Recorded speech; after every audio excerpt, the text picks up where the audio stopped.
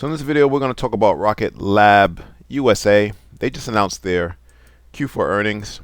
They beat on sales, missed on earnings, and their guidance for the first quarter of 2025 suggests that they're going to miss on sales for the quarter. Now, before we look at the analysis, we're going to do a top-down analysis from the monthly, the weekly, the daily. Let's actually get into the news. So Rocket Lab stock got thrown for a loop on Friday morning, first crashing more than 18% in response to a disappointing earnings report. Analysts have forecast the small rocket company would lose 7 cents per share in the fourth quarter on sales of $131 million. In fact, revenue exceeded, though, at $132 million, but the loss was bigger than expected at 10 cents. Let's talk about their new products. Rocket Lab launched 16 times in 2024, its highest ever launch cadence. Still, net losses increased about 4%, both for the Q4 and the full year. And Rocket Lab's per share loss held steady at 10 cents for the quarter and 38 cents for the year, showing no improving in profitability despite significant gains in revenue. All right. Beyond the numbers, management had a few other significant announcements that may have tempered investors' discontent.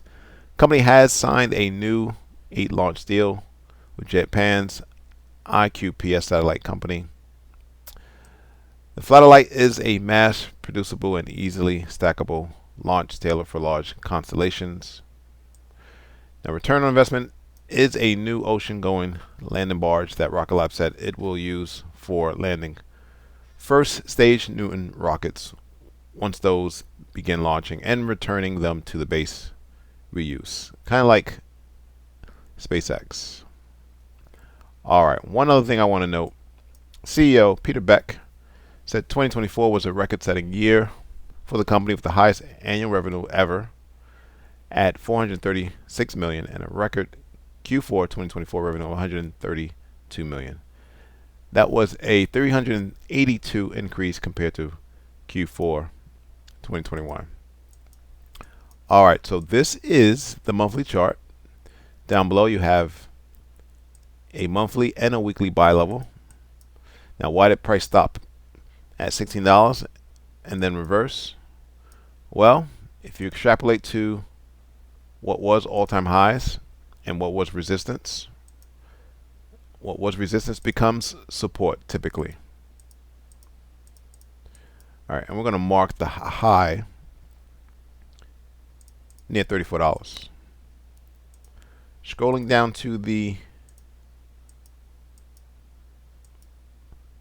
weekly chart,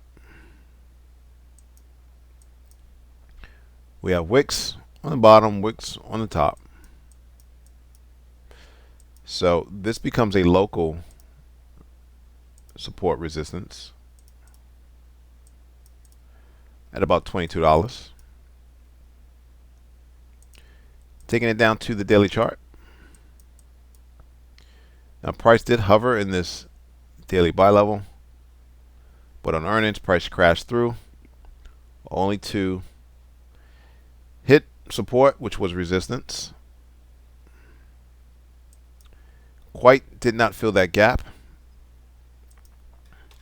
So this is still in play. What are the charts suggesting?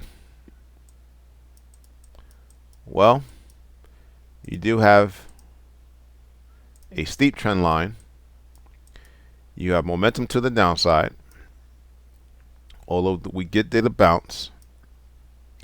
That bounce could just be the pullback before the next impulse move down. Potential target is going to be this 200-day moving average at $14.